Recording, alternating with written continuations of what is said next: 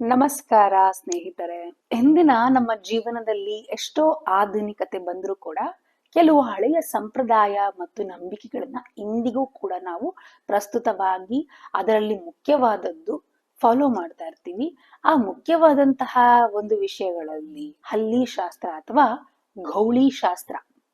ನೀವು ಗಮನಿಸಿರಬಹುದು, ಈ ಒಂದು ಎರಡೂ ಕೂಡ ಹಲ್ಲಿ ಶಕುನ ಅನ್ನುವಂಥದ್ದು ಕೂಡ ಮನೆಯಲ್ಲಿ ಕೆಲವರು ಹಿರಿಯರು ಹೇಳ್ತಾರೆ ಈ ರೀತಿಯಾಗಿ. ಏನಂತ ಹೇಳ್ತಾರೆ, ಅಲ್ಲಿ ಏನಾದ್ರೂ ಮೈ ಮೇಲೆ ಬಿದ್ದಿದ್ದೇ ಆದ್ರೆ ತಕ್ಷಣ ಯಾರಾದ್ರೂ ಒಬ್ರು ಕೂಡ ಮನೇಲಿರುವಂತವ್ರು ಅಯ್ಯೋ ಏನೋ ಆಗುತ್ತೆ ನೋಡಿವಾಗ ಅನ್ನುವಂತ ಮಾತನ್ನ ಕೇಳಿಸ್ಕೊಳ್ತಾ ಇರ್ತೀವಲ್ವಾ. ಹಾಗೆ ಪುರಾಣದ ಪ್ರಕಾರ ಹಲ್ಲಿಯನ್ನ ಶಕುನದ ರಾಜ ಅಂತ ಕರೆಯಲಾಗ್ತಾ ಇತ್ತು. ಇದು ನಮ್ಮ ಭವಿಷ್ಯದ ಮುನ್ಸೂಚನೆಯನ್ನ ನೀಡುವಂತಹದ್ದು ಎಂದು ಹಿರಿಯರು ಆಗಿನ ಕಾಲದಿಂದಲೂ ಕೂಡ ಹೇಳ್ಕೊಂಡ್ ಬಂದಿದ್ದಾರೆ. ಹಾಗಾದ್ರೆ ಹಲ್ಲಿ ಶಕುನ ನಮ್ಮ ಮೈ ಮೇಲೆ ಯಾವ ಒಂದು ಭಾಗದ ಮೇಲೆ ಬೀಳೋದ್ರಿಂದ ನಮ್ಗೆ ಏನೇನ್ ಆಗುತ್ತೆ, ಏನೇನ್ ಅನುಕೂಲ ಅನಾನುಕೂಲಗಳಾಗುತ್ತೆ ಅನ್ನೋದನ್ನ ನಾವ್ ಇವತ್ತಿನ ಒಂದು ವಿಡಿಯೋದಲ್ಲಿ ತಿಳ್ಕೊಳ್ಳೋಣ. ಅದಕ್ಕೂ ಮುಂಚೆ, ಈಗ ಸಾಮಾನ್ಯವಾಗಿ ನಿಮ್ಮ ಜೀವನಗಳಲ್ಲಿ ಏನೂ ಸರಿಯಾಗಿಲ್ಲ ಅನ್ನಿಸ್ತಾ ಇದ್ರೆ, ಮದುವೆಯ ವಿಚಾರದಲ್ಲಿ ತಡವಾಗ್ತಾ ಇದೆ ಅಥವಾ ಪ್ರೀತಿ ಪ್ರೇಮದ ವಿಚಾರಗಳಲ್ಲಿ ಸಮಸ್ಯೆ ಬರ್ತಾ ಇದೆ, ಹಾಗೆ ನಿಮ್ಮ ಮನಃಶಾಂತಿ ಇಲ್ಲ, ಹಣದ ಕೊರತೆ, ಕುಟುಂಬದಲ್ಲಿ ಸಮಸ್ಯೆಗಳು, ಅಸಮಾಧಾನ ಅನ್ನುವಂಥದ್ದು, ಇಂತಹ ಸಮಸ್ಯೆಗಳು ನಿಮ್ಮನ್ನ ಕಾಡ್ತಾ ಇದೆ ಅನ್ನುವಂಥದ್ದಾದ್ರೆ ನೀವು ಸಾಮಾನ್ಯ ಸಮಸ್ಯೆ, ಇವೆಲ್ಲವೂ ಕೂಡ ನೀವೇನ್ ಅನ್ಕೊಂಡಿರ್ತೀರಿ, ಸಾಮಾನ್ಯ ಸಮಸ್ಯೆ ಅಂತ ಅನ್ಕೊಂಡಿರ್ತೀರಿ. ಆದ್ರೆ ಈ ಕೆಲವೊಮ್ಮೆ ಇದರ ಹಿಂದೆ ಗಾಢವಾದಂತಹ ಆಳವಾದಂತಹ ಕಾರಣಗಳು ಕಾಯ್ತಾ ಇರ್ತವೆ. ಸರಿಯಾದಂತಹ ಒಂದು ನಿಮಗೆ ಒಂದು ಮಾರ್ಗದರ್ಶನ ಇಲ್ಲದೆ, ದಾರಿ ಇಲ್ಲದೆ ನೀವು ಬಹಳ ಪರದಾಡ್ತಾ ಇರ್ತೀರಿ. ಹಾಗಾದ್ರೆ ನಿಮ್ಗೆ ಸರಿಯಾದಂತಹ ದಾರಿ ಮತ್ತು ಮಾರ್ಗದರ್ಶನ ಸಿಕ್ಕರೆ ನಿಮ್ಮ ಸಮಸ್ಯೆಗಳಿಗೆ ಪರಿಹಾರವನ್ನ ನೀವು ಕಂಡುಕೊಳ್ಬಹುದು ಅನ್ನೋದಾದ್ರೆ, ನಿಮ್ಮ ಎಲ್ಲಾ ಸಮಸ್ಯೆಗಳಿಗೆ ಪರಿಹಾರ ಅನ್ನುವಂತಹದ್ದು ಈ ಜಾಗದಲ್ಲಿ ಸಿಗ್ತದೆ.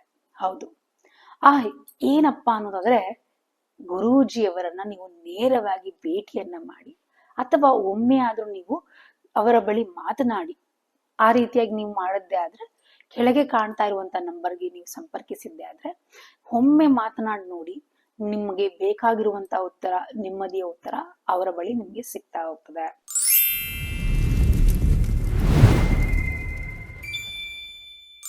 ಈ ಹಲ್ಲಿ ಶಕುನ ಅನ್ನುವಂತಹದ್ದು ಸಾಕಷ್ಟು ಜನರ ಮನೆಯಲ್ಲಿ ಹಿರಿಯರು ಇದರ ಮಾತುಗಳನ್ನ ಹೇಳ್ತಾ ಇರ್ತಾರೆ.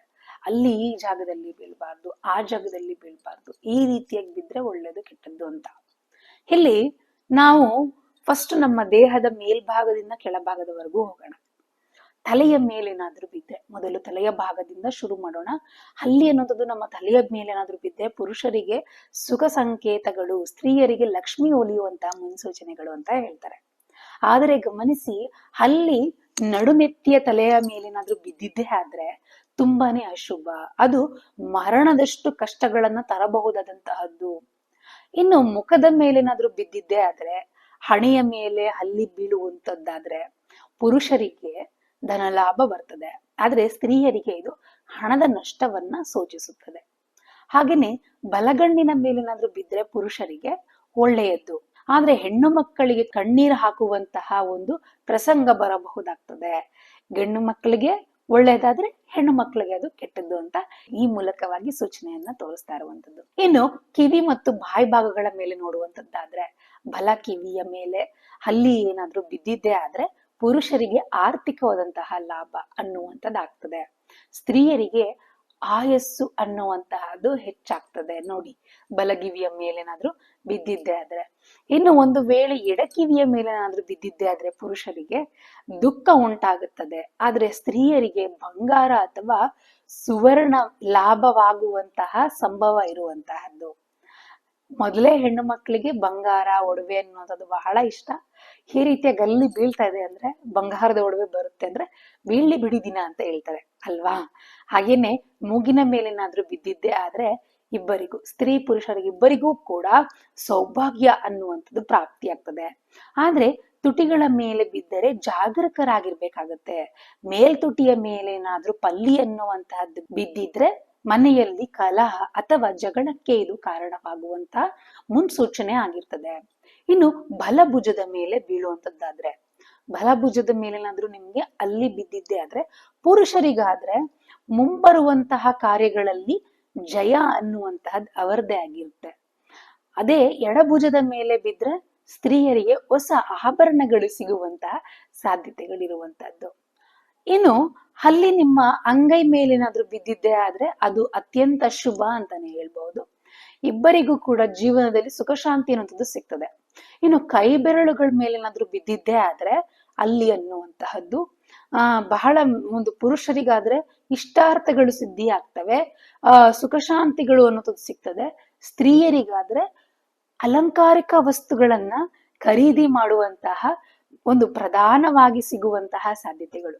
ಅಲಂಕಾರಿಕ ವಸ್ತುಗಳು, ಅವ್ರಿಗೆ ಇಷ್ಟವಾದಂತಹ ಅಲಂಕಾರಿಕ ವಸ್ತುಗಳನ್ನ ಖರೀದಿ ಮಾಡ್ಲಿಕ್ಕೆ ಇದು ಒಂದು ಮುನ್ಸೂಚನೆ ಅನ್ನುವಂಥದ್ದಾಗಿರ್ತದೆ.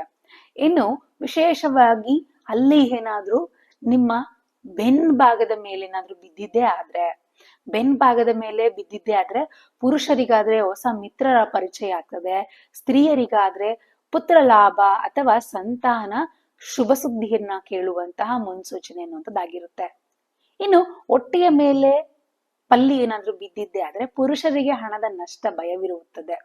ಈ ಹೊಟ್ಟೆಯ ಮೇಲೆ ಏನಾದ್ರೂ ಬಿದ್ದಿದ್ದೇ ಆದ್ರೆ ಪಲ್ಲಿ ಪುರುಷರಿಗಾದ್ರೆ ಈ ಒಂದು ಧನ ನಷ್ಟವಾಗುವಂತಹ ಒಂದು ಭಯ ಅನ್ನುವಂಥದ್ದು ಇರ್ತದೆ. ಆದ್ರೆ ಸ್ತ್ರೀಯರಿಗಾದ್ರೆ ಇದು ಶುಭ ಫಲವನ್ನ ನೀಡುವಂತಹ ಸೂಚನೆ ಆಗಿರುತ್ತೆ. ಇನ್ನು ಅತಿ ಮುಖ್ಯವಾಗಿ ಮೊಣಕಾಲಿನ ಮೇಲೆ ಏನಾದ್ರೂ ಬಿದ್ದಿದ್ದೇ ಆದ್ರೆ ಇದು ಬಹಳ ಕೆಟ್ಟದ್ದು, ಬಂಧನದ ಒಂದು ಅಥವಾ ಸಂಕಷ್ಟದ ಒಂದು ಸಂಕೇತ ಆಗಿರುತ್ತೆ, ಈ ರೀತಿಯಾಗಿರುವಂಥದ್ದು. ಇನ್ನು ಕಾಲ್ ಬೆರಳುಗಳ ಮೇಲೆ ಬಿದ್ದಿದ್ದೆ ಆದ್ರೆ ಪುರುಷರಿಗೆ ಮಕ್ಕಳ ಆರೋಗ್ಯದಲ್ಲಿ ತೊಂದರೆ ಆಗಬಹುದು, ಆದ್ರೆ ಸ್ತ್ರೀಯರಿಗೆ ಧನಲಾಭವಾಗುವಂತ ಮುನ್ಸೂಚನೆ ಇರುವಂತದ್ದು. ಈ ರೀತಿಯಾಗಿ ಅಡಿಯಿಂದ ಮುಡಿಯವರೆಗೂ ಕೂಡ ಏನು ಈ ಒಂದು ಪಲ್ಲಿ ಅನ್ನುವಂತಹದ್ದು ನಮ್ಮ ಒಂದು ದೇಹದ ಭಾಗಗಳ ಮೇಲೆ ಯಾವ ಯಾವ ಭಾಗಗಳ ಮೇಲೆ ಬಿದ್ರೆ ಏನೇನು ಸೂಚನೆ ಅನ್ನುವಂಥದ್ದನ್ನ ನಾವೀಗ ತಿಳಿಸ್ಕೊಡ್ತೇವೆ. ನೋಡಿದ್ರಲ್ಲ, ಈ ಒಂದು ಸಣ್ಣ ಹಲ್ಲಿ ಅನ್ನುವಂಥದ್ದು ನಮ್ಮ ಭವಿಷ್ಯದ ಬಗ್ಗೆ ಎಷ್ಟೆಲ್ಲ ಮುನ್ಸೂಚನೆಗಳನ್ನ ನೀಡ್ತಾ ಹೋಗ್ತದೆ. ಅಚ್ಚರಿ ಆದ್ರೂ ಕೂಡ ಇದು ಸತ್ಯ. ಕೆಲವೊಂದು ಬಾರಿ ನಮಗೆ ಇದು ಶುಭ ಸುದ್ದಿಯನ್ನ ಹಾಗೇನೆ ಅಪಶಕುನವನ್ನ ಕೂಡ ಮುನ್ಸೂಚನೆಯನ್ನ ನೀಡುವಂತಹ ಒಂದು ಸಂಕೇತ ಅಂತಾನೆ ಹೇಳ್ಬಹುದು.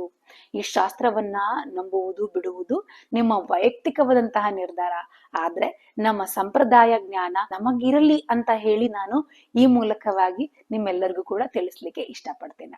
ಈ ವಿಡಿಯೋದ ಉದ್ದೇಶ, ಈ ಮಾಹಿತಿ ಇಷ್ಟವಾದರೆ ನೀವೆಲ್ಲರೂ ಕೂಡ ಲೈಕ್ ಮಾಡಿ, ಶೇರ್ ಮಾಡಿ ಅಂತ ಹೇಳ್ತಾ ಸರ್ವೇ ಜನ ಸುಖಿನೋ ಭವಂತು. ಧನ್ಯವಾದ.